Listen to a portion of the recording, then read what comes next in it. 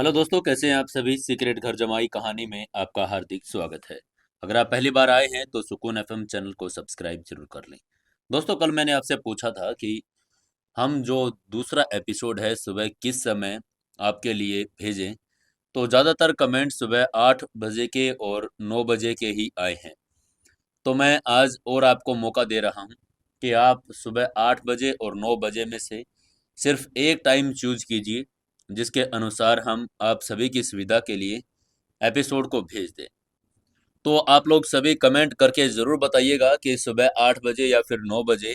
एक कमेंट करके बताइए कि कितने बजे हम आपको एपिसोड सुनाएं। चलिए, आज के 162वें एपिसोड में हार्दिक स्वागत है। शुरू करते हैं कहानी। वो लोग नीचे जाना शुरू कर देते हैं, लेकिन वहां पर एक राक्षसी दुष्ट आत्मा आ जाती है। तभी विंड एज दानव किंग ने समर को कहा, समर चलो जल्दी से नीचे चलते हैं। राक्षसी आत्माएं ग्रुप्स में रहती है, ये सिर्फ एक स्काउट है, और भी बहुत कुछ आ रहा है। और ये कहते ही उसकी अभिव्यक्ति बदल गई। विंड एज दानव किंग की सलाह सुनकर समर हैरान रह गया था। उसने सोचा भी नहीं था कि राक्षसी आत्माएं ग्रुप्स में रहती है। अगर एक को मार दिया जाए तो और भी आ जाएंगे। समर और बाकी लोग तेज गति से नीचे उतरे, लेकिन कुछ ही देर में अनगिनत राक्षसी आत्माएं उनकी तरफ झपटने लगी। राक्षसी आत्माएं बहुत ज्यादा थी। दूर से देखने पर वो काले सागर की लाखों संख्या में थी, और सभी के सभी टॉप स्टेज के एक्सपर्ट स्टेज पर थी। समर ने अपनी रेड फायर तलवार निकाल ली और आसपास की उन आत्माओं को तेजी से मार गिराया। कभी तो एक ही बार में 10 या उससे भी ज्यादा को मार देता। न केवल समर, विंड एज दानव किंग, शिवांगी, फूल परी, सभी ने भी उनको मारने की कोशिश की और उनको मारते रहे, लेकिन वो खत्म होती ही नहीं जा रही थी। एक के बाद एक प्रकट होती गई। राक्षसी आत्माओं को मारते हुए समर और अन्य लोग चट्टान से नीचे उतर रहे थे। वे पहले की तुलना में अब धीमी गति से नीचे उतरना रहे थे। तभी समर के सिर में डार्क नाइट एम्परर की आवाज आई, छोटे, तुम हमला करने के लिए एक व्यू रचना का उपयोग कर सकते हो। समर ने अपनी बोहें सिकोड़ ली और कहा, सीनियर, मैं किसी तरह की व्यू रचना में बारे में जानता तो नहीं। डार्क नाइट एम्परर ने कहा, मैं तुम्हें व्यू रचना के बारे में कुछ सरल ज्ञान सिखा सकता हूँ। क्योंकि इन राक्षसी आत्माओं की बुद्धि कम होती है, इसलिए एक सरल भ्रम व्यू में उन्हें मंत्रमुग्ध कर सकते हैं। उसकी बात सुनकर समर ने कहा, ठीक है सीनियर, प्लीज मुझे ये सिखाइए। डार्क नाइट एम्परर को पता था कि समय कीमती है। कई प्रकार की व्यू रचना थी। कुछ का तो उपयोग आक्रमण के लिए किया जाता, तो कुछ का भ्रम पैदा करने के लिए। डार्क नाइट एम्परर ने समर को जो व्यू रचना सिखाई, वो भ्रम पैदा करने वाली थी, जिसमें एक दर्पण बनाया सकता था और व्यक्ति को प्रतिबिंबित कर सकता था। क्योंकि समर के पास कोई जीवन पावर रत्न नहीं था, उसने फूल परी और अपने मास्टर से 4 रत्न मांगे। फिर उसने उन विपरीत चट्टान की दीवार की तरफ फेंका, जिससे एक भ्रमात्मक व्यू रचना बन गई। जब ये व्यू रचना बनी, तो समर और उसके साथियों की आकृतियां विपरीत चट्टान की दीवार पर दिखाई देने लगी। राक्षसी आत्माएं नहीं थी, और ये समझ ही नहीं पाई कि दीवार पर दिखने वाली ये प्रतिबिंबित है या फिर ओरिजिनल है। उनके मुंह और पंजे चट्टान को चीर रहे थे। हालांकि चट्टान के पत्थर गिरे हुए मेटेराइट्स से बने थे।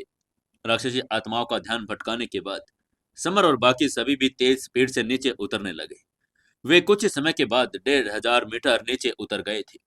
हालांकि सबसे पहले समर जश्न मना पाता। खतरा निकट आ गया। उनके नीचे से एक विशाल राक्षसी आत्मा प्रकट हुई। ये राक्षसी आत्मा लगभग 15 मीटर लंबी थी। समर ने उनको देखते ही धीरे से कहा, अरे, ये तो स्वर्गीय आत्म किंगडम लेवल के मिड लेवल पर है।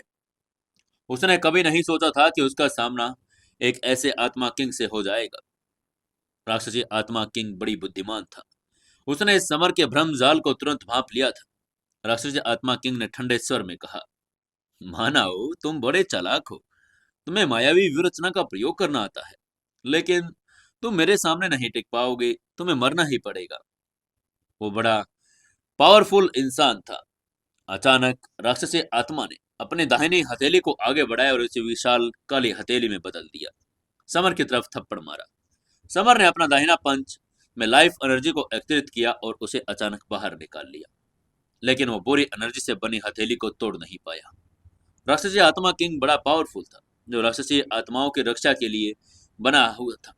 राक्षसी आत्मा किंग ने तभी ठंडी मुस्कान के साथ एक बार फिर थप्पड़ मारा। हालांकि इस बार उसने समर को नहीं बल्कि काले पिल्ले को निशाना बनाकर थप्पड़ मारा था। उसकी हथेली पिल्ले के सिर से टकराई और पिल्ले के सिर पर चोट लग गई। पिल्ला बड़ा जोर से चिल्लाया, राक्षसी आत्मा किंग, तुम कमीने हो, तुमने मुझे मारने की हिम्मत कैसे की? उसने कहा, तुम कमीने कुत्ते, तुमने मेरा दुष्ट आत्मा फल चुरा लिया है, जिसका मतलब है कि मैं अगले किंगडम लेवल में जाने के लिए क्या करने वाला था। काले पिल्ले के चेहरे पर शर्मिंदगी छा गई। उसकी आंखें शर्म से भर गई थी। कुछ महीने पहले वो बड़ा कमजोर था, चल भी नहीं पा रहा था। तभी राक्षसी आत्मा किंग ने काले पिल्ले को 2 बार और थप्पड़ मारा, जिससे उसका सिर फिर से चोटिल हो गया था। हालांकि वो स्वर्गीय आत्म किंगडम लेवल के मिड स्टेज पर था, फिर भी राक्षसी आत्मा किंग उसे कुछ लगातार वार करके नहीं मार सकता था। काले पिल्ले ने दर्द में करहाते हुए समर पर चिल्लाकर कहा, समर, तुम किसका इंतजार कर रहे हो? जल्दी करो और इस राक्षसी आत्मा किंग को मार डालो। उसका सिर अब बुरी तरह से कुचला हुआ था। उसे और गुस्सा नहीं आ रहा था। हालांकि काले पिल्ले को समर पर दोष मढ़ना अच्छा लगता था। समर ने भौहें चढ़ाई और कहा, पिल्ले, तुमने अभी कहा कि कैसे मेरा हमला राक्षसी आत्मा किंग को हरा नहीं पाया। उसकी बात सुनकर काले पिल्ले ने आंखें घुमाई और कहा, क्या तुम मूर्ख हो? राक्षसी आत्मा किंग बुरी एनर्जी से बना है, इसलिए वो बिजली के प्रति संवेदनशील है। तुम उसे बिजली से मार सकते हो। काले पिल्ले की बात सुनकर समर के चेहरे के भाव बदल गए। उसे एहसास हो गया कि असल में बिजली रत्न के बारे में भूल गया था। तभी उसने उसे एक्टिवेट कर दिया। बिजली रत्न के एक लाल बिजली निकली, जो आकाश में फट गई और राक्षसी आत्मा किंग पर भयंकर प्रहार किया। राक्षसी आत्मा किंग का शरीर बिजली की चपेट में आ गया और वो बुरी तरह से अनगिनत एलिमेंट्स में बदल गया। अपने किंग के बिजली को मरता देख वहां मौजूद सभी राक्षसी आत्माएं गायब हो गई। वो राक्षसी आत्माएं रोक टोक के बिना तभी समर और लोग नीचे उतरते रहे। अचानक वहां पर एक अजगर स्काई ब्रेकिंग क्लिफ के नीचे से बाहर निकल आया। वो कम से कम 100 मीटर लंबा और 20 मीटर मोटा था। उसकी आंखें समर के पूरे शरीर के आकार की थी। उसका मुंह लगभग 30 मीटर लंबा होने के कारण वो समर को आसानी से खा सकता था। उसको देखकर काले पिल्ले का चेहरा बदल गया। उसने डर कर कहा, अरे ये तो डार्क हेल स्नेक किंग है। उसकी बात को सुनकर समर, फूल परी और बाकी सभी के चेहरे के भाव बदल गए थे। उन्होंने पहले भी डार्क हेल स्नेक किंग के बारे में सुना हुआ था। कहा जाता कि डार्क हेल स्नेक किंग एक पावरफुल राक्षसी जानवर था, जो नरक की गहराइयों से आया था। डार्क हेल स्नेक किंग ने ठंडे स्वर में कहा, तुम कमीने मरने की फिराक में हो। स्काई ब्रेकिंग क्लिफ के नीचे आने की तुम्हारी हिम्मत कैसे हुई? क्या तुम्हें नहीं पता कि ये कंचनजंगा पर्वत का निषिद्ध एरिया है? समर ने व्यंग करके कहा, मैं अपने पापा को बचाने आया हूं और वो चट्टान के नीचे है। उसकी बात सुनकर उसने कहा, मैं चट्टान का राक्षसी जानवर संरक्षक हूं। मैं किसी को भी वहां जाने नहीं दे सकता। स्नेक किंग की बात सुनने के बाद समर की अभिव्यक्ति बदल गई, क्योंकि वो जानता था कि लड़ाई तो होगी ही। तभी अपना मुंह खोलते ही डार्क हेल स्नेक किंग ने काली आग का एक बड़ा सा गोला समर की तरफ फेंक दिया। समर हैरान रह गया था। उसने तुरंत ड्रैगन स्टेप्स तकनीक का इस्तेमाल किया और एक तरफ हट गया। काली लौ समर को छूती हुई चट्टान की दीवार से टकरा गई और जिससे दीवार काली पड़ गई। तभी डार्क हेल स्नेक किंग ने तिरस्कार के साथ समर का उपहास करके कहा, मानव, तुम मेरे हमले से बच नहीं सकते। समर का चेहरा काला और थोड़ा उदास था। डार्क हेल स्नेक किंग नर्क से आया एक पौराणिक राक्षस था। वह ऊंचा मानो सीधे नर्क की गहराई से निकला गया हो। स्काई ब्रेकिंग क्लिफ बड़ी कठोर मिट्रोइड्स से बनी हुई थी। समर भी अपनी तलवार से उसकी दीवारों में सेंध नहीं लगा सकता था। कोई आश्चर्य की बात नहीं थी कि डार्क हेल स्नेक किंग को नर्क से आए एक राक्षसी जानवर की प्रतिष्ठा मिली थी। वो बड़ा पावरफुल था और उसने क्लिफ के मेट्रोइड से बने एक टुकड़े को भी जला दिया था। तभी समर ने बोहें चढ़ाई और विंड एज दानव किंग से पूछा, मास्टर, हम इस किंग को कैसे हरा सकते हैं? थोड़ा सोचने के बाद विंड एज दानव किंग ने कहा, अपने एम्परर लेवल के स्पिरिचुअल हथियार का उपयोग करो, लेकिन सावधान रहना। हालांकि ग्रीन टावर ओपोनेंट के किंगडम लेवल को कंट्रोल कर सकता है, लेकिन इसकी सीमा सिर्फ 50 मीटर है। क्योंकि स्नेक किंग लगभग 100 मीटर लंबा है, इसलिए तुम इसके पूरे शरीर को कंट्रोल नहीं कर सकते? उसकी बात सुनकर समर कड़वाहट से मुस्कुराया। वो जानता था कि वो बेस्ट स्टेज पर था और उसका पूरा उपयोग वो ग्रीन टावर का भी नहीं कर सकता। तभी इस बार डार्क हेल्स ने किंग ने आग की एक दर्जन गेंद उछाली, जिससे वे ज्यादा से ज्यादा भयानक पावर निकलने लगी। समर बड़ी तेजी से आगे बढ़ा और किनारे की तरफ भागा। हालांकि बुरी एनर्जी हवा में तैर रही थी, चट्टान का किनारा उसके पास ही था, लेकिन फिर भी समर के पास चकमा देने के लिए बड़ी जगह थी। ज्यादातर लपटें पीछे की दीवार पर जाकर लगी। समर से टकराने से चूक गई, लेकिन दो लपटें समर की बाह पर लगी। उसकी बाह झुलसकर काली पड़ गई थी। समर को ऐसा लगा जैसे उसकी बाह चीर गई हो और उसकी बाह से जलने की गंध भी फैलने लगी थी। हालांकि उसने अपने कंधे से तेज दर्द महसूस हो रहा था, लेकिन फिर भी समर की मोटल बॉडी अपने आप सक्रिय होने लगी। एक हल्की हरी रोशनी उत्सर्जित हो गई और अपनी त्वचा में झुंझुनी महसूस करते हुए समर की आंखें खुशी से भर गई थी। उसने अचानक मोटल बॉडी तकनीक याद आ गई। प्रैक्टिस की तकनीक बड़ी कठोर थी। पहले लेवल पर शरीर को शुद्ध करने में बिजली की जरूरत थी। दूसरे लेवल पर शरीर को कठोर बनाने के लिए लावा की जरूरत। तीसरे लेवल पर शरीर को मजबूत बनाने के लिए उसे भूनने के लिए 3000 डिग्री की जरूरत थी। समर हमेशा से तीसरे लेवल की प्रैक्टिस करना चाहता था, लेकिन उसे अब तब ऐसा करने का मौका नहीं मिला। डार्क हेल्स ने किंग ने जो आग उगली थी, उसका तापमान बिल्कुल ठीक था और उसकी प्रैक्टिस अच्छी हो सकती थी। तभी डार्क हेल्स ने किंग ने वही किया जो समर को जरूरत थी। इसलिए समर ने जोर से हंसकर उसकी तरफ इशारा करके कहा, तुम क्या हो, एक नर हो या फिर मादा?" तभी उसने कहा, "मैं एक नर स्नेक किंग हूं।" तभी समर ने कहा, "मुझे तुम्हारी सिर से हरी रोशनी निकलती दिखाई दे रही है, मानो तुमने हरी टोपी पहनी हो। क्या तुम्हारी बीवी ने तुम्हें धोखा दिया है?" समर की बात सुनकर डार्क हेल्स स्नेक किंग के मुंह से खून निकल आया। उसने लोगों की गलतियों करके देखा था, लेकिन समर जैसा कोई नहीं था। उसने उसकी गरिमा को अपमान कर दिया। डार्क हेल्स स्नेक किंग ने गुस्से में अपने सिर को चीर कर मन ही मन कहा, हालांकि मैं एक सांप हूं, फिर भी मुझ में गरिमा है। मैं उसे मार दूंगा। हाँ, मैं उसे मार दूंगा। तभी उसने समर के शरीर की तरफ 3000 डिग्री गर्म काली ज्वाला की अनगिनत धाराएं उगल दी।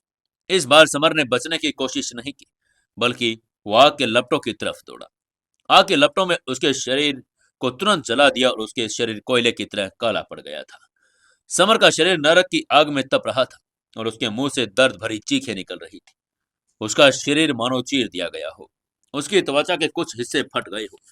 जलने की गंध फैलने लगी, जिसे जिंदा पकाया जा रहा है, लेकिन शुक्र है समर का शरीर बड़ा स्ट्रोंग था। इतनी पीड़ा के बीच समर ने तुरंत मोर्टल बॉडी के तीसरे लेवल को एक्टिवेट कर लिया।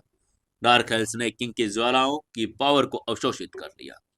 समर की त्वचा, मांसपेशियां, हड्डियां, दिल, फेफड़े, पेट, सब कुछ अशुद्धियों से साफ हो गए। उसके शरीर से सभी अंग सघन और कठोर हो गए। इसके बाद समर ने ठंडे स्वर में कहा, हाँ, डार्क हेल्स ने किंग, कोई आश्चर्य नहीं कि तुम्हारी पत्नी ने तुम्हें धोखा दिया। तुम बहुत कमजोर हो। तुम्हारी लपटों का कोई मूल्य नहीं। तुम एक नपुंसक हो। उसकी बात सुनकर स्नेक किंग के चेहरे पर एक उदास भाव आ गया। उसने कहा, मानव, मैं तुम्हें जलाकर मार डालूंगा। आज तुम्हें मरने से कोई नहीं बचा सकता। और उसने कहते हुए एक राक्षसी गोली थूक दी। गोली काफी बड़ी थी, आम राक्षसी गोलियों से कम 2 गुनी। आम गोलियां अंडे के आकार की थी और ये एक पंच के आकार की थी। कोवे के समान काले रंग की थी। उसकी सतह पर ज्वाला घूम रही थी, जिसमें एक भयानक सूरा निकला। तापमान 4000 सेल्सियस तक पहुंच गया था। समर के चेहरे पर काली लो का सामना करके कोई बदलाव नहीं आया। उसके चेहरे पर खुशी आ गई थी। समर ने घमंड में जोर से हंसकर कहा, यहाँ आओ तुम बेकार डार्क हेल्थ स्नेकिंग, मुझे कुछ और हिंसक लपटे दो। राक्षसी गोले की स्पीड बड़ी तेज थी। उसका तापमान पहले से बढ़ गया था। समर के शरीर में तेज आवाजें फूटने लगी। उसकी हड्डियां, मांसपेशियां, सब कुछ तपने लगा। इस बार उसके जख्म और भी गहरे हो गए थे। उसके अंगों में तेज दर्द होने लगा। समर को पूरे शरीर में तेज दर्द महसूस हुआ, लेकिन उसने मोर्टल बॉडी का इस्तेमाल शुरू कर दिया। आग के लपटों को अवशोषित करके उन्हें एनर्जी में बदल लिया था और अपने डेंटियन तक धकेल दिया।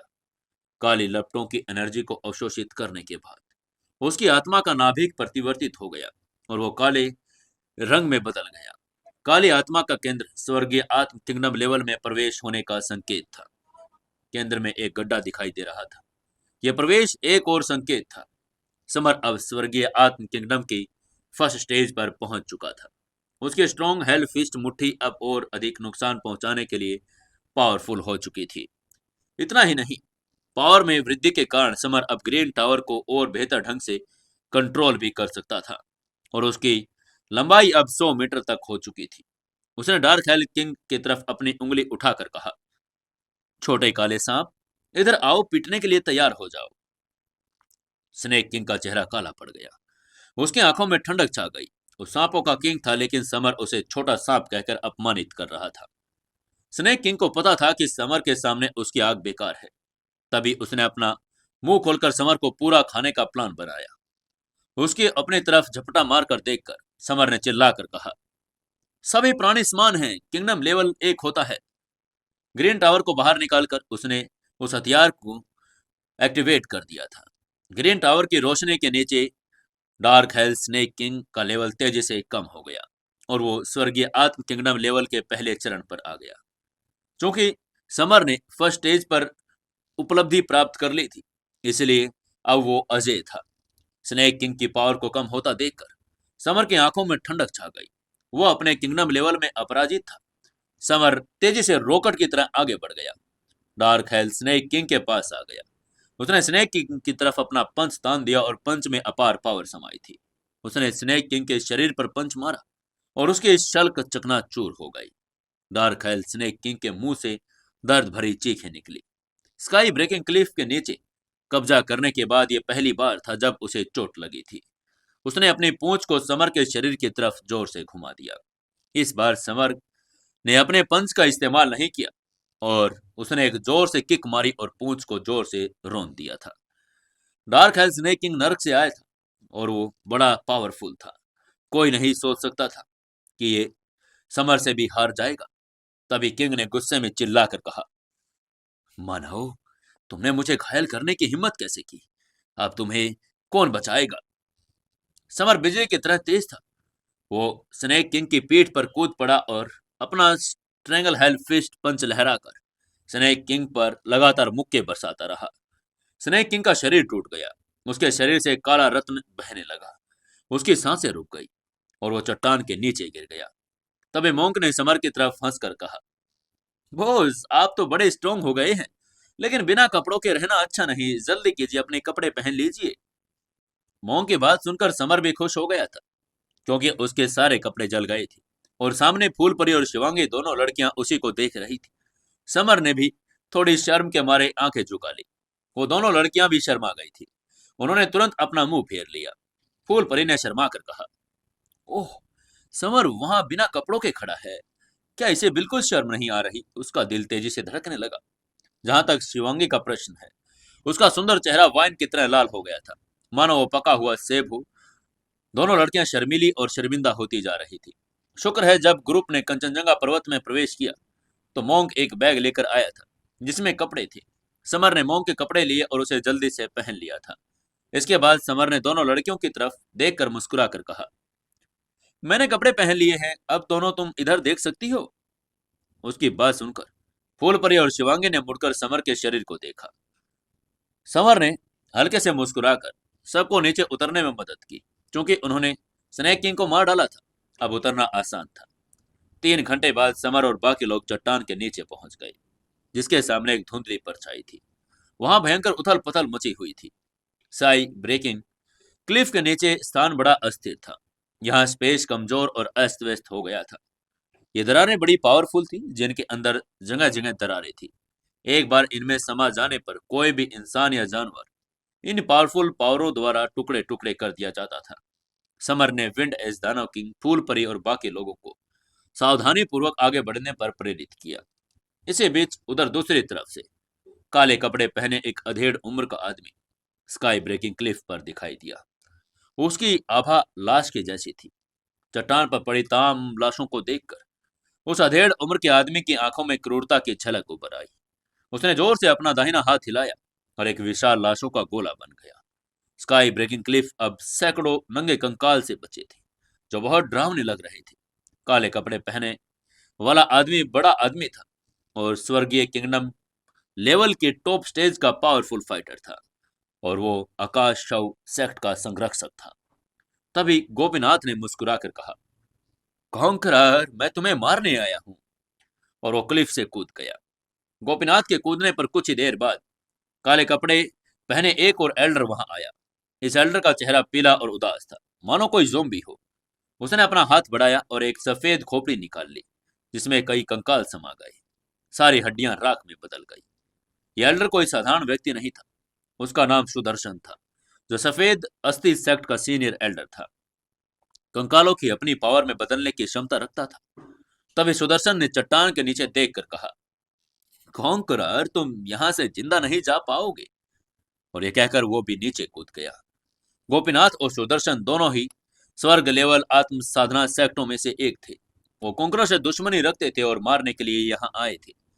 वहीं दूसरी तरफ स्काई ब्रेकिंग क्लिफ के नीचे समर विंड एज दानव किंग, फूल परी शिवांगी, बाकी लोग सावधानी पूर्वक आगे बढ़ रहे थे। इस चट्टान का निचला हिस्सा एक अलग जगह थी, जिसके चारों तरफ डायमेंशंस के टुकड़े थे। तभी मॉन्क ने लापरवाही से अपनी तलवार इस डायमेंशंस की दीवार में गिरा दी और वो तुरंत एक शून्य में बदल गई। तभी अचानक आसमान से एक कर्कश आवाज आई, यहीं वो डायमेंशन प्रतिच्छेद करते हैं, यहां से चुपचाप अभी चले जाओ। यह आवाज सुनते ही समर ने चारों तरफ नजर दौड़ाई, लेकिन उसे बात करने वाला कोई नहीं मिला, न ही विंड एज दानव किंग और न ही कोई और।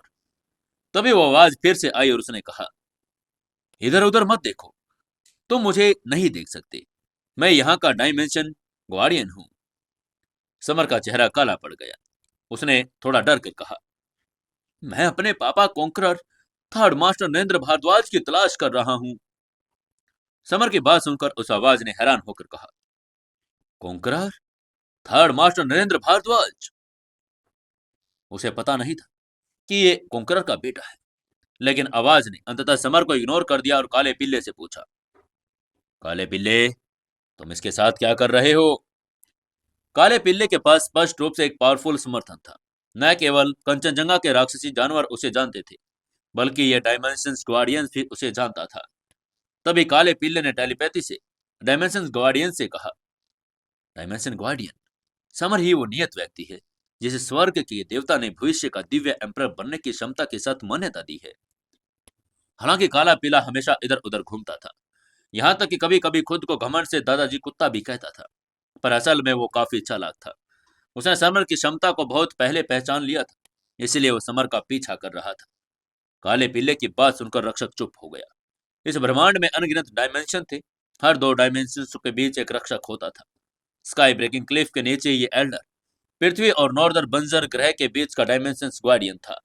वो निश्चित रूप से जानता था कि एक नियत व्यक्ति का अर्थ क्या है। इन सभी लोगों के देवता ने चुना हुआ था और इसके शरीर में कुछ एंशियंट स्वर्गीय देवताओं के ब्लड लाइन टोटम समाहित थे।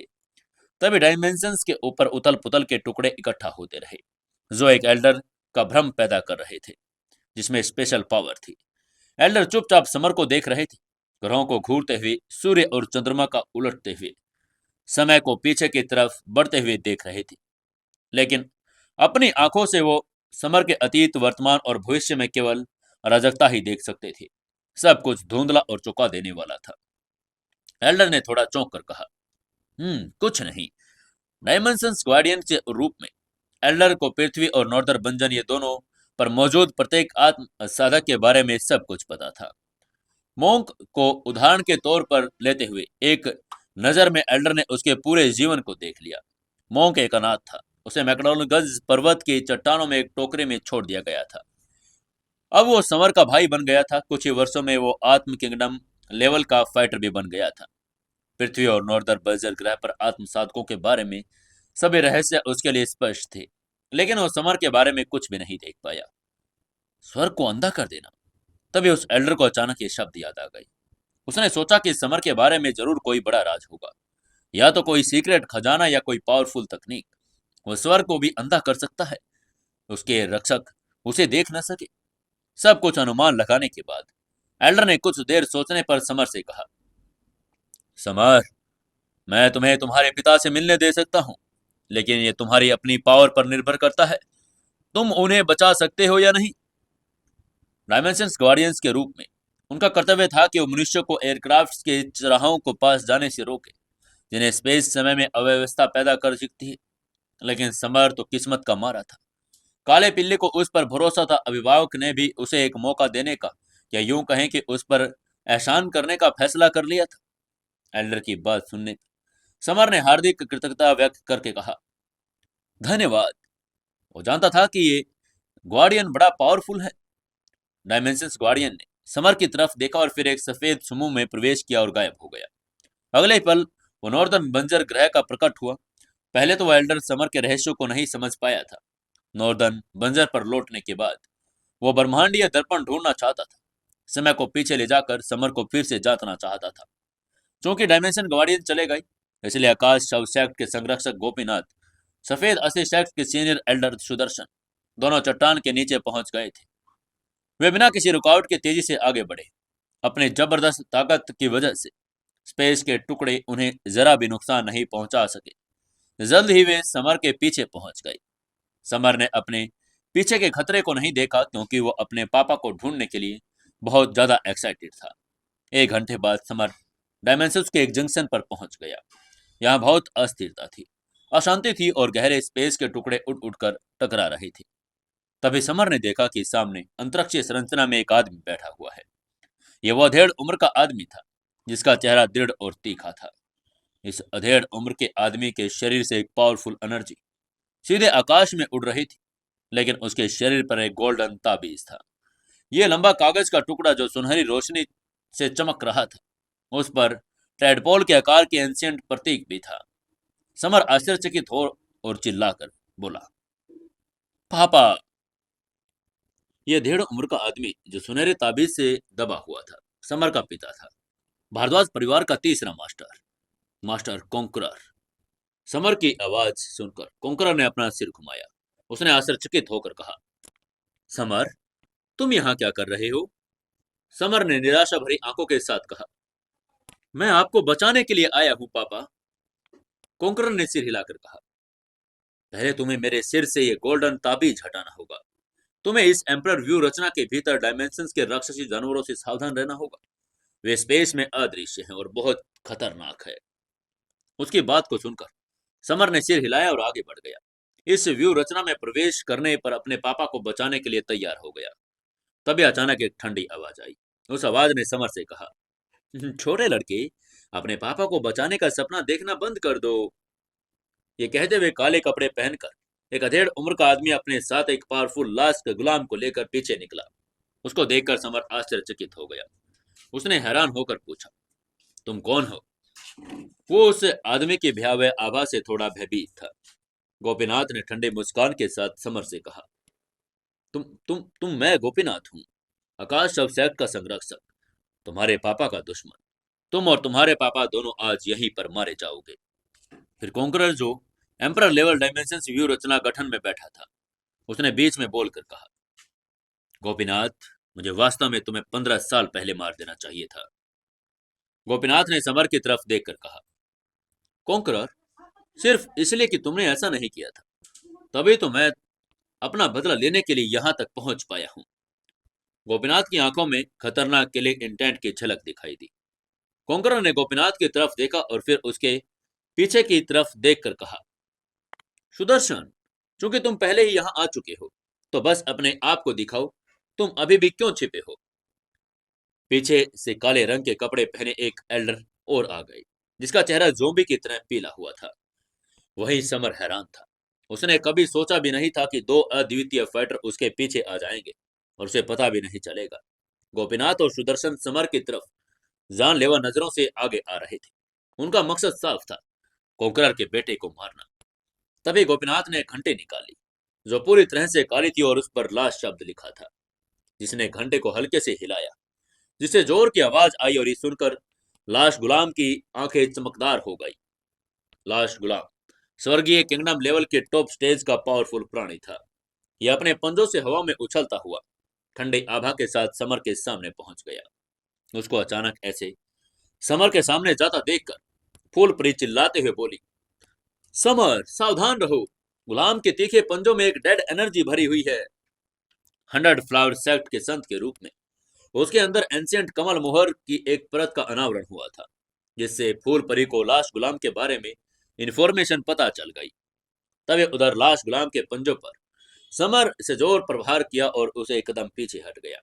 समर ने तुरंत चिल्लाकर कहा, तीसरी फीस सबको चकनाचूर करने वाली। समर ने तीसरी तकनीक को लगा दिया, जिसे एक विशाल काहली मुहर बन गई थी। हालांकि लाश गुलाम का साधना लेवल बड़ा ऊंचा था। समर का शरीर स्नेक किंग द्वारा एक कुंड में तपाया गया था और वो उसने तीसरे लेवल की साधना पूरी कर ली थी, इसलिए वो अजय हो गया था। वहीं समर की ताकत को देखकर फूल परी की चिंताएं गायब हो गई। उसकी सुंदर आंखें खुशी से भर गई थी। उसने खुश होकर मन ही मन कहा, ओह समर अब बड़े पावरफुल हो गए हैं, लाश गुलाम से लड़ने में सक्षम हैं। वहीं अपने लाश गुलाम को पराजित देखकर गोपीनाथ स्तब्ध रह गया। वो अपने गुलाम की पावर को जानता था। एक ही वार में समर ने पलटा मार दिया था। गोपीनाथ ने फिर घंटी बजाई। घंटे की आवाज से नीचे लाश गुलाम की आंखों में हरी रोशनी और चमकदार हो गई। उसके शरीर की एनर्जी पावरफुल हो चुकी थी। समर ने इस बार स्ट्रॉन्ग हेल फिस्ट का इस्तेमाल नहीं किया। इसके बजाय उसने अपनी रेड फायर तलवार निकाल ली, क्योंकि वो जानता था कि तलवार किसी भी बुरी आत्माओं को मार सकती है। समर ने अपने हाथ में रेड फायर तलवार से प्रहार करके कहा, फायर बिजली संघनन। फायर बिजली तलवार तकनीक पावरफुल दिव्य लेवल का कौशल था। ये गुलाम के शरीर को जला देती थी। चटकने की आवाजें निकली और हवा में एक दुर्गंध भर गई। इस गुलाम को लाशों से पुरस्कृत किया गया। उसकी सारी एनर्जी मृत लोगों के खून और मांस से आई थी। आग और बिजली से मारे जाने के बाद वो जमीन पर लुढ़क गया और दर्द से चीखने लगा। चीख बड़ी तेज और डरावनी थी, जो स्काई ब्रेकिंग क्लिफ के नीचे से गूंज रही थी, जिसे सुनने वाला हर कोई भयभीत हो गया। जल्द ही लाश गुलाम का शरीर आग और बिजली से पूरी तरह भस्म हो गया। गोपीनाथ ये सब देखकर चिढ़ गया था। ठंडे स्वर में बोला, कमीने, तुमने मेरे गुलाम को मारने की हिम्मत कैसे की? गोपीनाथ को इस लाश गुलाम को पुरस्कृत करने में 10 साल से भी ज्यादा समय लगा था, और आखिरकार उसने इसे स्वर्गीय आत्म किंगडम लेवल के टॉप स्टेज से पुरस्कृत किया। उसने कभी सोचा नहीं था कि समर एक ही वार में गुलाब को मार डालेगा। गोपीनाथ ने देखा कि समर अभी स्वर्गीय आत्म लेवल के फर्स्ट स्टेज पर था, इसलिए उसको समझ नहीं आया कि उसकी तलवार और पंख की तकनीक इतनी पावरफुल कैसे हो सकती है। ये सब देखकर गोपीनाथ ने मन में सोचा, कुंकरर के बेटे में अद्भुत पावर और प्रतिभा है। वो वास्तव में हमारे लिए प्रॉब्लम बन सकती है। मुझे किसी भी परेशानी से बचने के लिए उसे मारना होगा। गोपीनाथ का चेहरा उदास हो गया था। कोंकरर ने वर्षों पहले अपनी अद्वितीय प्रतिभा से पूरे इंडिया को चौंका दिया, और अब समर भी आ गया था, जिसकी प्रतिभा कोंकरर से कम तो बिल्कुल नहीं थी। गोपीनाथ ने अचानक अपने हाथ में एक काली घंटी हिला दी। उससे स्पिरिचुअल एनर्जी का विस्फोट हुआ, जिसे काली स्पिरिचुअल लहरें उठ गई। लेकिन गोपीनाथ समर को कम आंक रहा था। समर की स्पिरिचुअल पावर उसकी तलवार की तकनीक से ज्यादा पावरफुल थी, क्योंकि उसके मन में फायर ड्रैगन का वास था। गोपीनाथ को अपने व्यवहार की कीमत चुकानी पड़ी, और जल्द ही उसे पता चल जाएगा कि वो कितना अज्ञानी था। गोपीनाथ ने घंटी को कंट्रोल किया, समर के मन पर काली स्पिरिचुअल एनर्जी को केंद्रित कर दिया। उस पर आक्रमण कर कर उसे कंट्रोल करना चाहा, लेकिन अगले ही पल काली स्पिरिचुअल एनर्जी पूरी तरह से फायर ड्रैगन द्वारा निकल ली गई, जो अचानक समर के दिमाग में प्रकट हुई थी। यह सब देखकर गोपीनाथ ने हैरान होकर कहा, छोटे, तुमने मेरे स्पिरिचुअल हमले को हरा दिया। गोपीनाथ बड़ा आश्चर्यचकित था कि समर ने उसकी स्पिरिचुअल एनर्जी को भी निगल लिया। वो सोच रहा था कि आखिर यह समर कौन है, जिसके पास अजय पंच तलवारबाजी सब कुछ बेतुका पावर है। तभी गोपीनाथ ने अपनी एक और पावरफुल तकनीक याद आई, और उसने मुस्कुरा कर कहा, आकाश शव फिंगर। और उसने अपने शरीर के अंदर एनर्जी को प्रवाहित किया और समर पर फेंक दिया। आकाशीय फिंगर उन्नत दिव्य आत्म लेवल की साधना तकनीक थी। गोपीनाथ का मानना था कि एक ही वार में उस समर के शरीर में खून से लथपथ छेद कर देगा। वही उसके हमले को देखकर समर ने भी चिल्लाकर कहा, सेकंड फिंगर दिल का चकनाचूर कर देने वाली। और उसने अपने दाहिने मिडल फिंगर से अपना इंपोर्टेंट सार संघनित कर दिया। नीली रोशनी बड़ी तेज थी, जिसने आकाश शव फिंगर को प्रकाश को विभाजित कर दिया और गोपीनाथ के दिल में प्रवेश कर गया। इसी के साथ गोपीनाथ का दिल टुकड़ों में बिखर गया। उसके मुंह से काला खून बहने लगा। उसने समर पर आखिरी बार नाराजगी भर नजर डाली और गोपीनाथ मर गया। ये देखकर फूल परी ने खुश होकर कहा, वाओ, समर तो और भी ताकतवर होता जा रहा है। उसने गोपीनाथ को मार डाला। उसकी प्यारी आंखों में खुशी की एक झलक आ गई थी। वो जानती थी कि गोपीनाथ कितना ताकतवर है, फिर भी समर ने उसे आसानी से मार दिया। गोपीनाथ को मरा हुआ देखकर सुदर्शन जो पीछे खड़ा था वो बड़ा चिंतित हो गया था। तभी सुदर्शन ने 4 छोटे झंडे निकाल लिए। ये चारों झंडे बेहद खतरनाक थे और इनके डंडे इंसानी हड्डियों से बने थे और फ्लैग इंसानी खाल से सिली हुई थी। सुदर्शन ने ये 4 झंडे फेंके और समर को घेर लिया। ये स्वर्गीय लेवल की व्यू रचना बना दी, जिसमें सफेद अस्थि स्वर्गीय आत्मा व्यू कहा था। स्वर्गीय लेवल की व्यू रचना एम्परर लेवल की व्यू रचनाओं के बारे में दूसरे स्थान पर थी। यह सफेद अस्थि व्यू रचना 2 पावरफुल संरचनाओं में से एक थी। समर को ऐसा महसूस हुआ कि वो उस व्यू के दलदल में गिर रहा है। समर को अपनी त्वचा पर एक छोटी सी दरार महसूस हुई। ये बहुत छोटी थी और सुई की नोक के जैसी, लेकिन उसकी जीवन एनर्जी एक छोटा सा हिस्सा उस संरचना द्वारा चूस लिया गया। हालांकि एक छोटा सा घाव था, फिर भी समर बड़े सदमे में था। जिस मॉडल बॉडी की वो प्रैक्टिस कर रहा था वो आत्म साधना की एक अमर लेवल की प्रैक्टिस थी। उसके अंत में एक अमर शरीर प्राप्त होता था, लेकिन अब उसके शरीर से एक छोटा सा छेद हो गया। तभी समर के मन में डार्क नाइट एम्परर की आवाज गूंज गई। उसने कहा, छोटे, तुम अभी स्वर्गीय किंगडम लेवल के फर्स्ट स्टेज पर हो और तुमने मोर्टल बॉडी का तीसरा लेवल भी पूरा किया, इसलिए अब तुम आहत हो। चौथा लेवल पूरा करने के बाद सफेद अस्थि स्वर्गीय आत्मा समूह तुम्हें जरा भी नुकसान नहीं पहुंचा पाएगा। डार्क नाइट एम्परर की बात सुनकर समर ने सिर हिलाया। वह जानता था कि कमजोर वो खुद था, न कि मोर्टल बॉडी। इसलिए समर ने अपनी रेड फायर तलवार निकाली, व्यू रचना को तोड़ने के लिए तैयार हो गया। वहीं डार्क नाइट एम्परर ने उसे टेलीपैथी से बात करता रहा। उसने आगे कहा, तुम इस व्यू रचना को फोर्सफुली नहीं तोड़ सकते। ये 2 डायमेंशंस का संगम है। यहाँ स्पेस के कई टुकड़े हैं, इसलिए वास्तव में अस्थिर है।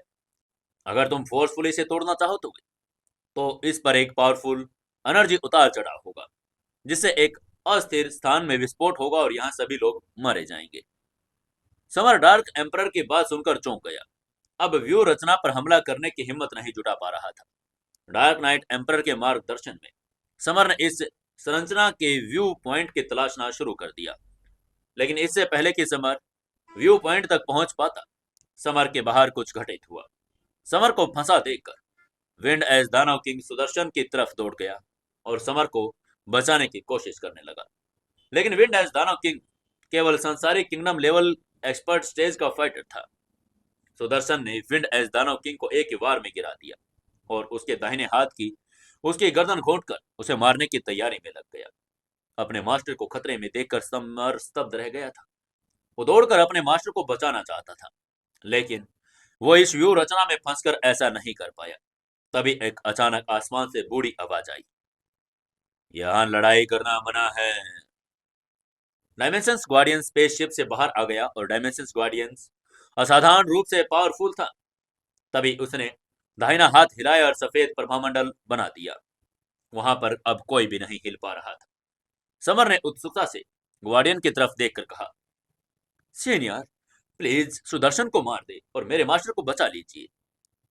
डायमेंशंस गार्डियन ने कहा, मैं केवल डायमेंशंस एयरक्राफ्ट की सुरक्षा के लिए जिम्मेदार हूं, मैं किसी को नहीं मारता।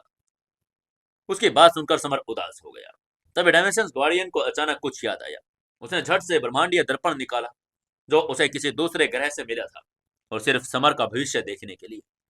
डायमेंशन गार्डियन ने ब्रह्मांडीय दर्पण को एक्टिवेट कर दिया और जिससे समर के शरीर में एक सफेद रोशनी पड़ गई, जिससे स्पेस और समय उलट गए। इस ब्रह्मांडीय दर्पण के साथ गार्डियन 500 साल पहले और बाद की स्थिति को देख सकता था, जिससे उसे समर के भविष्य की एक झलक मिल सकती थी।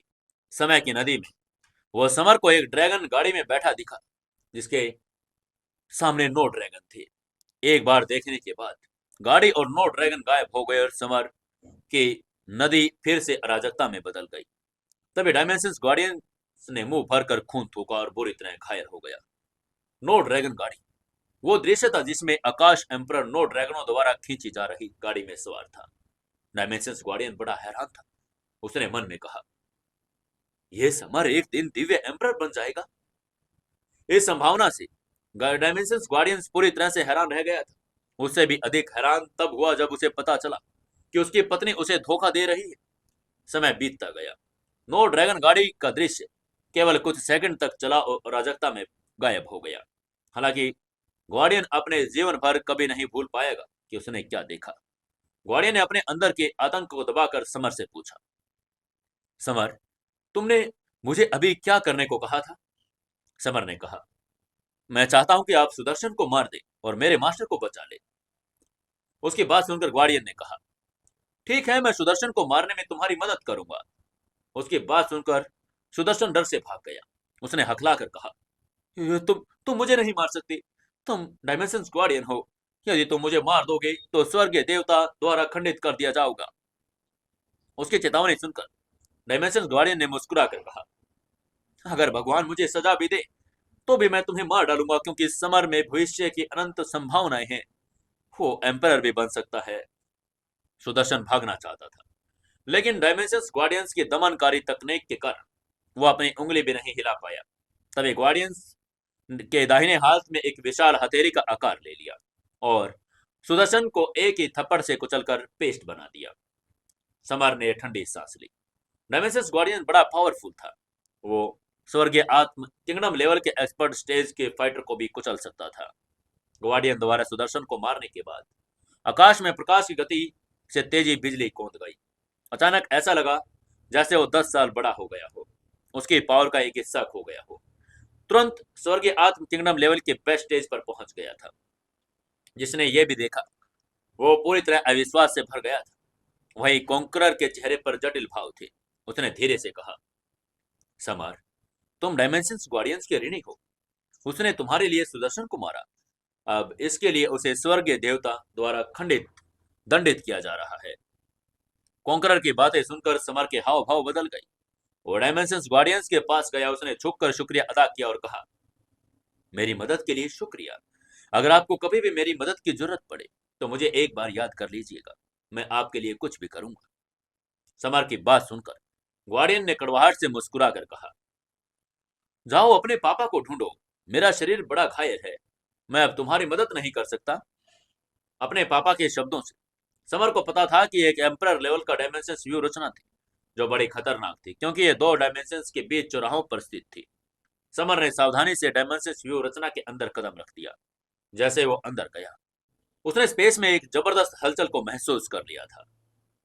सौभाग्य से उसे मोटर बॉडी तकनीक में प्रशिक्षित किया गया। नरक की पावर को दबाने में वो सक्षम था। 10 मीटर अंदर जाने पर अचानक उसके सामने एक भयंकर पंजा आया और उसकी पीठ पर वार किया। समर ने तुरंत ड्रैगन स्टेप्स का इस्तेमाल किया और अपने बाएं पैर के अगले भाग को बल लगाकर 180 डिग्री घुमा दिया। पंजा अचानक गायब हो गया, क्योंकि समर के हमले के कारण उत्पन्न अशांत हवा के अलावा कुछ भी दिखाई नहीं दिया। तभी डार्क नाइट एम्पर ने समर से कहा, सावधान, वो एक डायमेंशंस राक्षसी जानवर है। उसका शरीर स्पेस के भीतर छिपा हुआ है। उसकी बात को सुनकर समर का चेहरा गंभीर हो गया। उसने कभी भी कोई डायमेंशंस जानवर नहीं देखा था। ये राक्षसी जानवर हमेशा रहस्यमय ढंग से छिपे होते। तीखे काले पंजे फिर से दिखाई दिए। इस बार समर ने दाहिने पैर पर समर कुछ कर पाता उससे पहले उसका दाहिना जूता एक बड़े से गड्ढे में जा गिरा। हालांकि समर की त्वचा मोटी थी, फिर भी उसके तेज पंजे ने उसके शरीर पर 5 स्पष्ट निशान छोड़ दिए। उसकी आंखें सदमे से भर गई। ये एक विशाल राक्षसी जानवर इतना तेज था कि उसे रिएक्ट करने का मौका ही नहीं मिला। वो स्पेस में भी छिपा था, इसलिए उसे पहचानना नामुमकिन था। तभी समर के दिमाग में एम्परर की आवाज फिर से गूंजी। उसने टेलीपैथी से कहा, छोटे, मैं तुम्हें कुछ डायमेंशंस के बारे में बताता हूँ।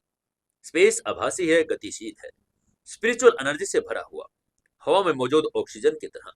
इसे इंसानी आंखों से नहीं देखा जा सकता, लेकिन फिर भी इसे महसूस किया जा सकता है।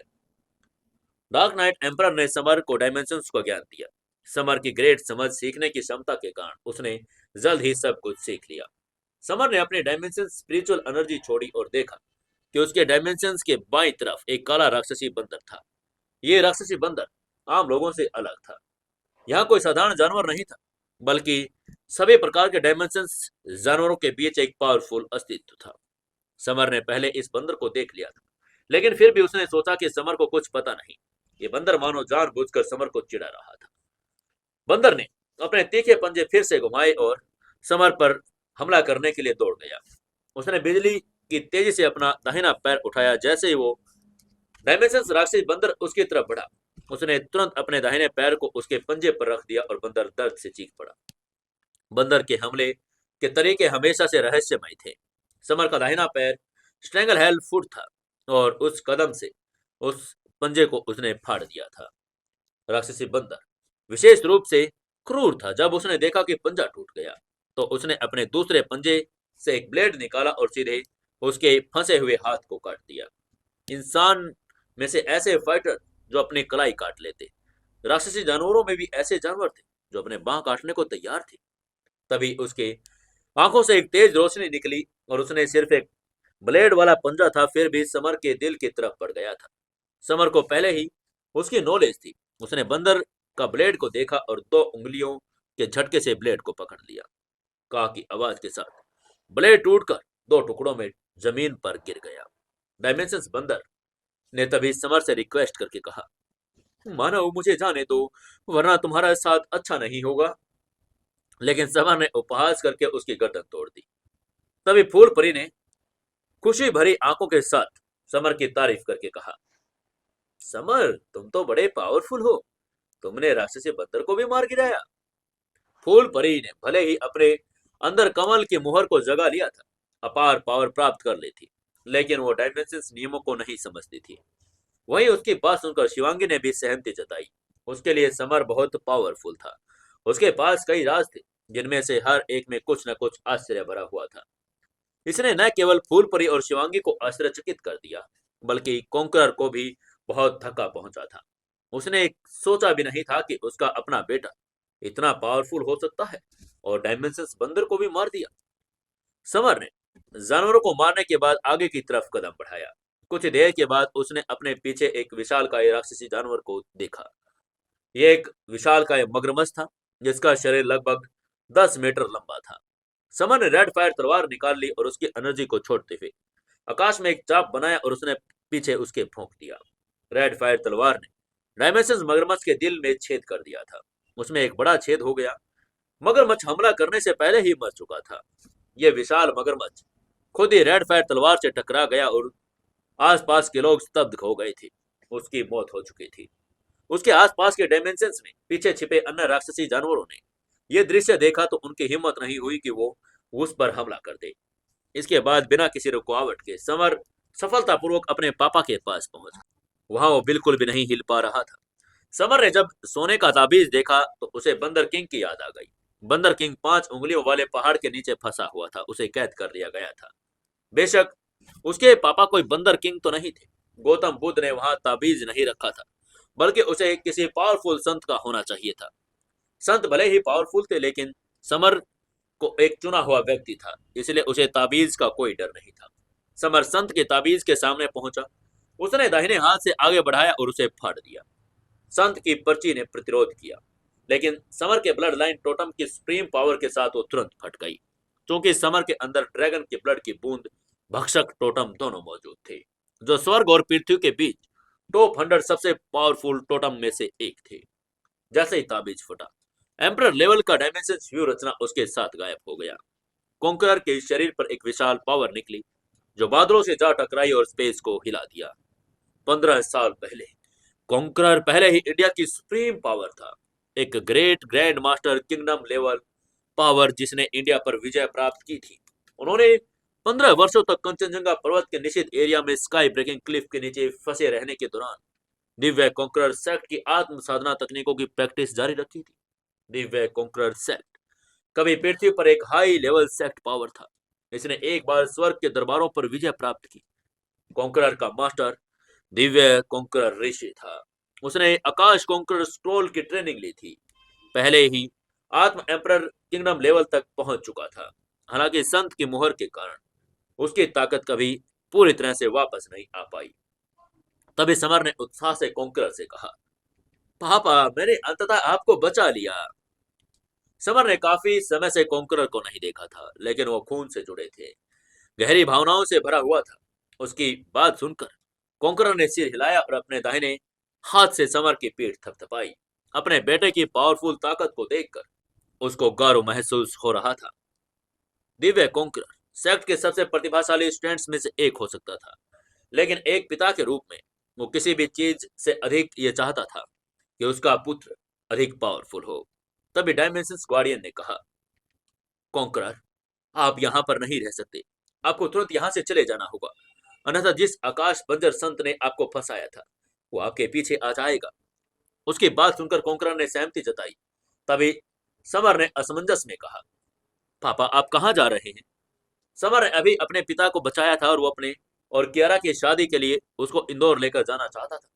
कॉन्करर ने समर की तरफ देखा और कहा, सबसे पहले मुझे संत से बचना होगा। अगर मैं रुका तो इससे तुम्हें परेशानी ही होगी। दूसरा, मुझे तुम्हारी माँ को ढूंढना है। अपनी माँ का नाम सुनकर समर का चेहरा फीका पड़ गया। उसे केवल इतना ही याद था कि जब वो छोटा था तो उसकी माँ इंडिया को छोड़कर चली गई थी। इसी उलझन में समर ने अपने पापा से पूछा, पापा माँ कहाँ चली गई है? कॉन्करर ने शून्य में देखा और धीरे से कहा, वो फिनिक्स की भव्य दुनिया में है, मुझे उसे ढूंढना है। फिनिक्स की भव्य दुनिया। तभी उसके चेहरे पर भारी उलझन को देखकर कॉन्करर ने उसको समझाकर कहा, ब्रह्मांड में करोड़ों तारे हैं। वे 10 करोड़ ग्रहों का प्रतिनिधित्व करते हैं। 3,000 भव्य दुनियाएं, 10,000 मध्यम दुनियाएं, 1 लाख छोटी दुनियाएं हैं। प्रत्येक दुनिया अनगिनत ग्रहों से बनी है। छोटी दुनिया के 1,000 डायमेंशंस हो सकते हैं। 1,000 डायमेंशंस 1,000 ग्रहों का प्रतिनिधित्व करते हैं। लोअर से हाईएस्ट तक डायमेंशन है। Lower level dimensions, intermediate dimensions और हायर डायमेंशंस। निम्न स्तरीय डायमेंशंस में 10 ग्रह हैं। पृथ्वी लोअर लेवल डायमेंशंस के 10 ग्रहों में से एक है। 3,000 भव्य लोक करोड़ों तारों के भीतर सबसे पावरफुल 3,000 तारों से संबंधित है। उनमें शाश्वत जीवन है, उन्हें मिटाया नहीं जा सकता। ब्रह्मांड के अराजक जन्म से ही ये 3,000 तारे अस्तित्व में हैं। ये 3,000 भव्य देवता का प्रतिनिधित्व करता है, जिनमें से प्रत्येक का एक ट्रेनिंग पंथ है जो साधकों को संत या अमर बनाता है। तुम्हारी माँ एंशियंट फिनिक्स जनजाति की संत थी, स्वर्ग और पृथ्वी के जन्म के बाद से प्रकट होने वाली दूसरी फिनिक्स। तुम्हारी नानी स्वर्ग और पृथ्वी की पहली फिनिक्स थी। उसने तुम्हारी माँ का किडनैप करके उसे एंशियंट ड्रैगन जनजाति के ड्रैगन एम्परर से शादी करने के लिए मजबूर किया। मुझे उसे बचाना होगा। कोंकरर ने ब्रह्मांड में शून्य को देखकर समर को उसके माँ के स्थान के बारे में बताया। कोंकरर की बात सुनते ही समर के हाव भाव बदल गए। उसकी आंखें आश्चर्य से भर गई थी। उसे अंदाजा ही नहीं था कि उसकी माँ फिनिक्स जनजाति की दूसरी फिनिक्स होगी। समर न केवल सुनकर हैरान था कि उसकी माँ दूसरी फिनिक्स थी, उसको ये जानकर भी हैरानी हुई कि पृथ्वी कितनी छोटी है। समर के हिसाब से तो पृथ्वी बड़ी पावरफुल थी।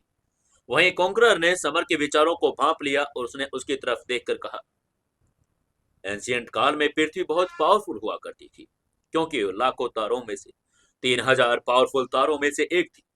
हालांकि अन्य 3,000 तारों में से कई ने मिलकर सहयोग किया और पृथ्वी के खजाने को लेकर लालची बन गए। अंततः उन्होंने पृथ्वी पर हमला कर दिया, पृथ्वी के स्वर्गीय दरबारों को नष्ट कर दिया, ग्रहों पर कई अमर और संतों को मार डाला। यही कारण है कि पृथ्वी अब इतनी ही कमजोर है। कोंकरर की कहानी सुनकर सब दुखी हो गए। वे पृथ्वी और गौरवशाली अतीत से उत्साहित थे। तभी कोंकरर ने मुस्कुराकर कहा, समर, अब मुझे जाना होगा। मैं 3,000 भव्य दुनियाओं में तुम्हारा इंतजार करूंगा। कोंकरर डायमेंशंस के बीच चौराहों पर पहुंचा, अपने दाहिने पैर पर एक कदम आगे बढ़ाया और जिससे वो तुरंत नॉर्दर्न बंजर ग्रहों पर पहुंच गया।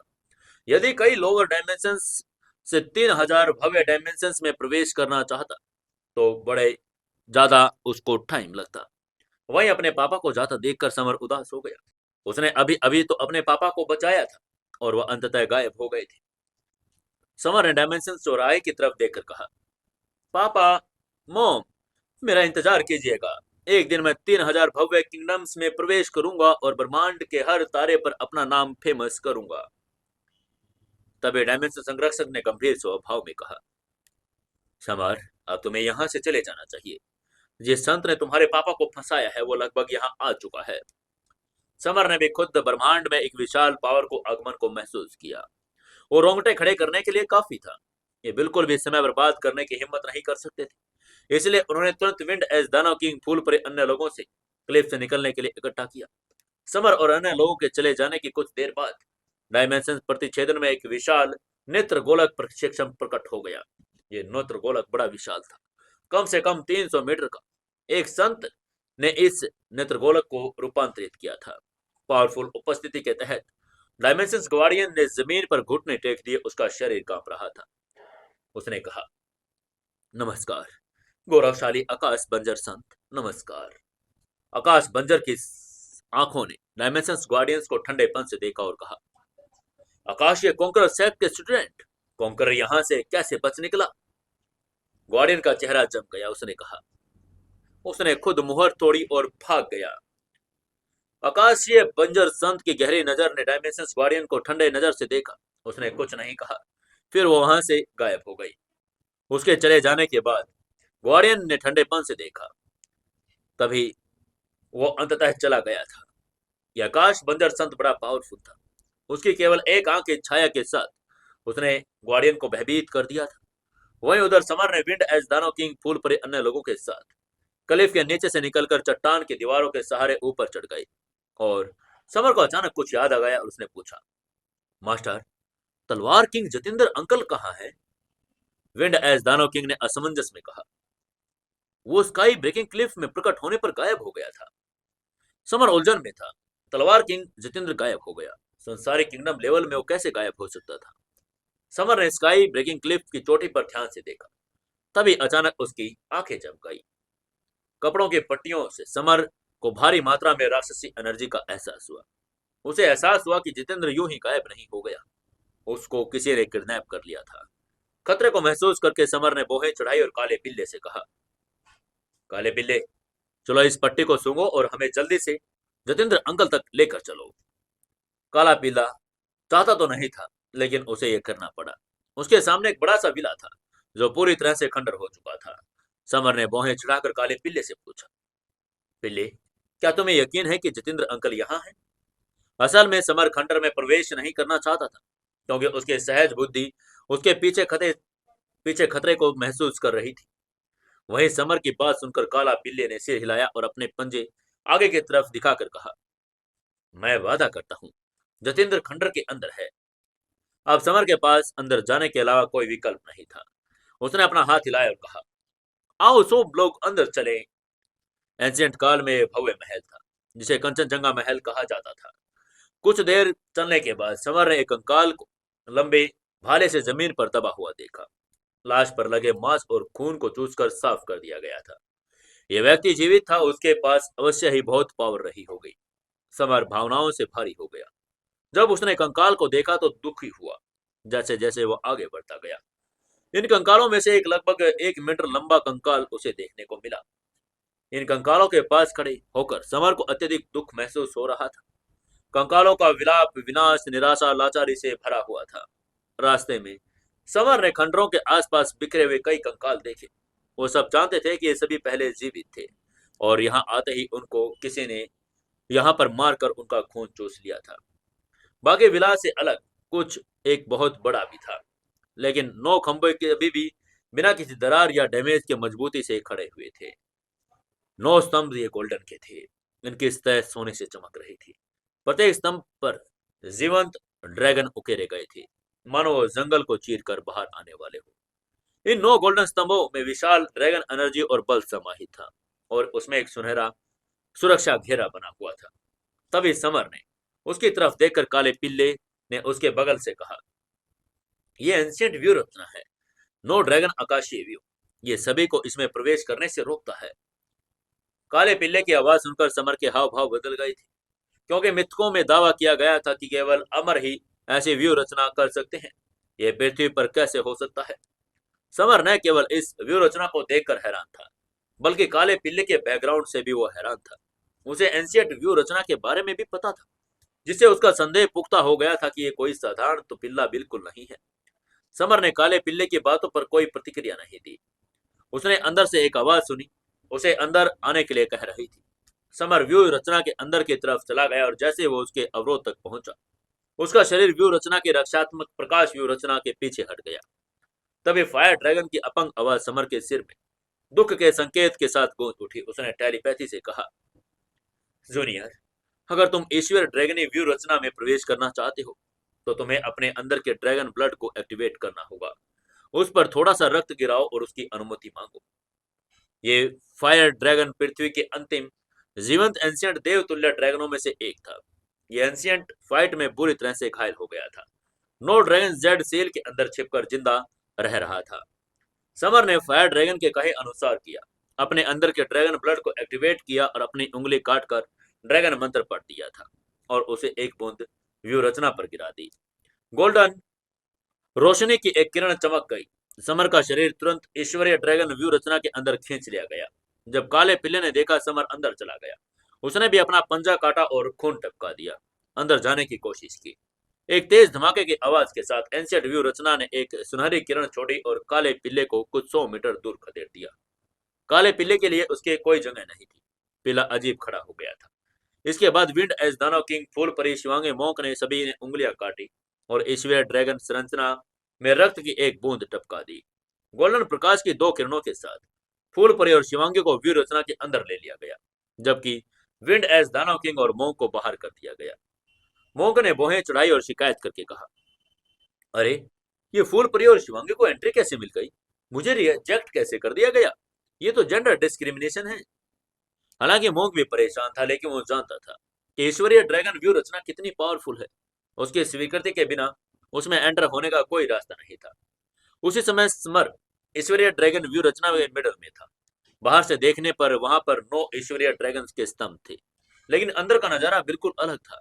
यहाँ पर, जिसमें गोल्डन ईंटें, कांच की टाइलें, जेड के फर्श और क्रिस्टल की दीवारें थी, आलीशान महल बना हुआ था। महल के मिड में सोने का एक विशाल ड्रैगन सिंहासन था, जिस पर जीवंत ड्रैगन उकेरे गए थे, जिसमें से प्रत्येक में बहुत गर्व और पावर थी। समर के प्रवेश करने के कुछ देर बाद ही फूल परी और शिवांगी उसके पास आ गई थी। समर ने बोहें चढ़ाकर कहा, तुम दोनों अंदर कैसे आई? फूल परी ने आकर्षक ढंग से मुस्कुराकर कहा, हमने अपना खून व्यू रचना के अंदर गिराया और हमें अंदर आने दिया। समर ये सुनकर हैरान रह गया, क्योंकि उसका अंदर तो ड्रैगन का खून था, लेकिन बिना किसी ड्रैगन के खून के फूल परी और शिवांगी अंदर कैसे आई? तभी तीनों को एक धमाके की आवाज सुनाई दी। तीनों के सामने एक आकाश गंगा की विशाल छवि उभर गई। समय पीछे की तरफ घूम रहा था। आकाश गंगा के अंदर अनगिनत डायमेंशंस घूम रहे थे। अगर कोई गौर से देखे तो उसे पता चले कि अंदर 3000 किलोग्राम डायमेंशंस थे। समर ने अजीब संदेह से कहा, यह हजारों साल पहले की पृथ्वी की छवि है। अचानक एंशियंट पृथ्वी से इंद्रधनुषी प्रकाश की एक किरण निकली और एक विशाल जादुई टावर उभरी, जिस पर स्वर्ग सीलिंग टावर लिखा हुआ था। स्वर्ग सीलिंग टावर के प्रकट होने के कुछ समय बाद पलक झपकते ही यह पृथ्वी के केंद्र में गायब हो गया। हालांकि 3000 सबसे पावरफुल तारों में से कुछ ने स्वर्ग सीलिंग टावर का जन्म देखा। स्वर्ग सीलिंग टावर 100 ग्रहों के दिव्य एम्परर अमर देवताओं ने अपने सेक्ट के सबसे पावरफुल स्टूडेंट्स के साथ पृथ्वी पर आक्रमण किए, जिससे पृथ्वी को स्वर्ग सीलिंग टावर छोड़ने के लिए मजबूर होना पड़ा। यह विशाल युद्ध 1000 साल तक चला। हालांकि पृथ्वी के संत और अमर लोग पावरफुल थे, फिर भी अपने ओपोनेंट की संख्या ज्यादा थी।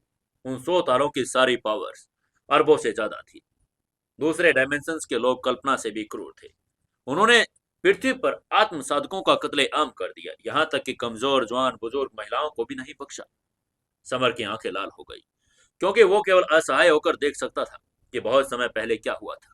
अपने दादाजी का बलिदान देखकर छोटी बच्ची चिल्लाई, दादाजी, दादाजी। तब एक क्रूर पत्थरबंद आदमी ने अपने छोटे भाले से छोटी लड़की का दिल भी मार दिया।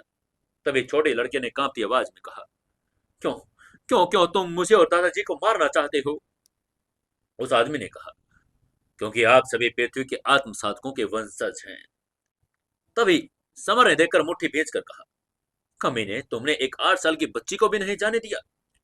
दूसरे तारों से आए ये आत्म साधक निहायत ही दरिंदे थे। उन्होंने धरती पर आत्म साधकों का, बूढ़ों, औरतों को, सबको कत्लेआम करके रख दिया था। न केवल समर कांप उठा, बल्कि फूल परी और शिवांगी भी गुस्से से कांप उठी थी। काले वस्त्र पहने एक साधक ने अपने भाले से एक नवजात शिशु को आकाश में उठाया और अन्य साधकों के सामने प्रदर्शित किया। समर का चेहरा पीला पड़ गया, उसकी मुट्ठियां सख्त हो गई थी। उसने गुस्से में कहा, यह आक्रमणकारी कमीने हैं, उन्होंने 1 साल के बच्चे को भी नहीं जाने दिया। वो पीछे में सब कुछ देख रहे थे। समय के साथ साथ संत और अमर लोग जनरेशन से आगे चल रही मिथक कथाओं में बन गए थे। तब से पृथ्वी ने अपने सभ्य में खेती रहित आधार पर विकसित कर लिया। समर, फूल परी और शिवांगी समर को सभी को पृथ्वी के अतीत को देखकर दुख हुआ। उन्हें जरा भी अंदाजा नहीं था कि पृथ्वी पर ऐसा अतीत था।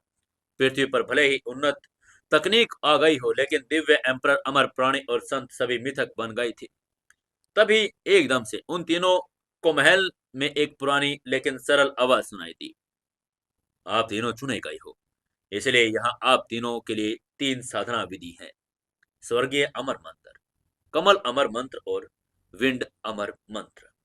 तभी आकाश में 3 एनर्जी प्रकाश गोले प्रकट हुए, जिनमें से एक समर, एक फूल परी और शिवांगी के दिमाग में जा रहा था। समर ने पावरफुल स्वर्गीय अमर मंत्र प्राप्त कर लिया था, जिससे साधक अमरता के लेवल तक पहुंच सकता था। साधना तकनीक मंत्रों से भिन्न थी, क्योंकि यह तकनीक स्वर्ग और पृथ्वी के विद्यमान लाइफ एलिमेंट को अपने में बदल लेती थी। स्वर्गीय अमर मंत्र में 10 लेवल थे। हर लेवल पर एक ट्रेनिंग क्रम था और उसे मेल खाता था। पहला लेवल सच्चा आत्म किंगडम लेवल था और दूसरा सांसारिक आत्म किंगडम लेवल, तीसरा स्वर्गीय आत्म किंगडम लेवल, चौथा आत्म एम्परर लेवल। समर स्वर्गीय आत्म किंगडम लेवल के फर्स्ट स्टेज पर था। उसके लिए उपयुक्त स्वर्गीय तकनीक किंगडम लेवल की तकनीकें थी। समर ने दोनों हाथ ऊपर उठा दिए, जिससे स्वर्गीय आत्म किंगडम लेवल एक हाथ की मुहर बन गई। उसकी छाती थोड़ी ऊपर उठ गई और उसने स्वर्ग और पृथ्वी के इंपोर्टेंट सार को सांस के माध्यम से अंदर लेना शुरू कर दिया। स्वर्ग और पृथ्वी से भारी मात्रा में प्राण वायु समर के शरीर में अंदर चली गई, जैसे कोई वेल पानी निकल रही हो। समर की आत्मा के नाभिक में परिवर्तन हो रहा था। एक बार काले कोर में पहले एक खरोंच थी, लेकिन भारी मात्रा में इंपोर्टेंट सार को चूसने के बाद वो अब मिड स्टेज पर पहुंच गया था। जब समर मिड स्टेज पर पहुंचा तो हवा में मौजूद इंपोर्टेंट सार उसके शरीर में प्रवेश करता गया। 3 निशान स्वर्गीय आत्म किंगडम लेवल के बाद स्टेज के प्रतीक थे। निसंदेह इस कमरे के अंदर का लाइफ एलिमेंट बहुत पावरफुल और सघन था। ये एक स्वर्गीय अमर मंत्र सचमुच बड़ा पावरफुल था। इसमें कोई आश्चर्य नहीं कि यही साधना तकनीक है जो प्रैक्टिस करने वालों को अमर बना सकती है। समर ने खड़े होते हुए आंख भरी। उसने अपने शरीर के अंदर लगभग 40,000 किलो फोर्स की अपार पावर महसूस कर ली थी। समर के साथ साथ फूल परी और शिवांगी ने भी अपनी प्रैक्टिस को पूरा कर लिया था। अब वो भी स्वर्गीय आत्म किंगडम लेवल के फर्स्ट स्टेज पर पहुंच गई थी। फूल परी ने कमल अमर मंत्र की प्रैक्टिस की, शिवांगी ने विंड अमर मंत्र की। इसके बाद समर ने गोल्डन टावर के सामने सम्मान से झुकते हुए कहा, साधना तकनीकों के लिए धन्यवाद पूर्वजों। मुझे बताइए कि मैं आपके लिए क्या कर सकता हूँ। एक कमजोर और बुजुर्ग आवाज उसकी तरफ जवाब देते हुए बोली, आप पृथ्वी के आत्म साधक हैं। मुझे आशा है कि आज आप शपथ लेंगे, यदि आप कभी संत या अमर बन जाते हैं तो आपको अपने पूर्वजों का बदला लेना होगा, उन 100 सितारों के किलर्स को मारना होगा। समर ने प्रॉमिस करके कहा, मैं समर भारद्वाज गंभीरता से शपथ लेता हूं, अगर मैं कभी संत या अमर बन गया तो मैं उन 100 तारों की तरफ जाऊंगा, उन सभी को मार डालूंगा जिन्होंने पृथ्वी पर हमला किया था, बेगुनाह लोगों को मार दिया था। और यह अनाउंस करके समर ने अपनी जीभ काट ली। खून की एक बूंद अंतरिक्ष में टपकाई और गायब हो गया। फूल परी और शिवांगी दोनों ने शपथ ली। वे पृथ्वी के आत्म साधक बन गए थे। समर की तिगड़ी ने कंचनजंगा महल के रहस्यों को हासिल कर लिया था, लेकिन वे सभी उदास मनोदशा में चले गए थे। वे कंचनजंगा महल को खंडर को देखकर दुखी थे। जब समर महल के बाहर फिर प्रकट हुआ तो काला पिल्ला दौड़कर उसके सामने आया और पूछा, आपको अंदर किस तरह का खजाना मिला। समर ने काले पिल्ले को कई मीटर दूर से किक मारी और जाहिर है कि उसकी बात देने के जवाब देने के मूड में नहीं था। उसकी किक खाकर काले पिल्ले ने उदास होकर कहा, तुमने मुझे क्यों मारा, मैंने तो एक सवाल पूछा। इस बार समर ने इसे नहीं मारा, लेकिन फूल परी ने मारा क्योंकि वो इसके करीब थी। काला पिल्ला बड़ा परेशान था, लेकिन वो अमर किंगडम लेवल का राज जानता था। सब उसका नाम जानते थे, लेकिन अब जब उसकी पावर्स कम हो गई तो कोई भी आसानी से धमका देता। इस तरह के दुर्व्यवहार से उसका दिल उदास हो गया। इसके बाद समर और अन्य लोग कंचनजंगा महल के खंडरों से निकलकर जितेंद्र बजाज की खोज में लग गए। खंडर चट्टान के दूसरी तरफ उन्हें जतिंद्र मिल गया। वो चट्टान के निचले हिस्से के चट्टान के ऊपर बेहोश पड़ा था। तभी एक भयंकर तलवार एनर्जी ओलिव के माध्यम से चली आई। इसकी तलवार एनर्जी के माध्यम से तलवार वातावरण को चीर दिया। तभी एक ठंडी आवाज आई, ये तलवार संत खंडर है, किसी को भी अंदर आने की अनुमति नहीं है। अब क्या करेगा समर? क्या समर अंदर जा पाएगा या नहीं? जतिंद्र बजाज को बचा पाएगा या नहीं? क्या होगा आगे की कहानी में जानने के लिए जुड़े रहिए दोस्तों अपनी कहानी सीक्रेट घर जमाई के साथ। दोस्तों, कहानी को ज्यादा से ज्यादा प्यार देने के लिए एक लाइक और एक शेयर जरूर कीजिए और एक प्यारा सा कमेंट करके बताइए कि कहानी कैसी लग रही है। और साथ में ये भी बताइए कि आप लोग एक और एपिसोड सुबह 8 बजे या 9 बजे किस समय सुनना चाहते हैं। जल्दी से सभी के सभी कमेंट जरूर करेंगे।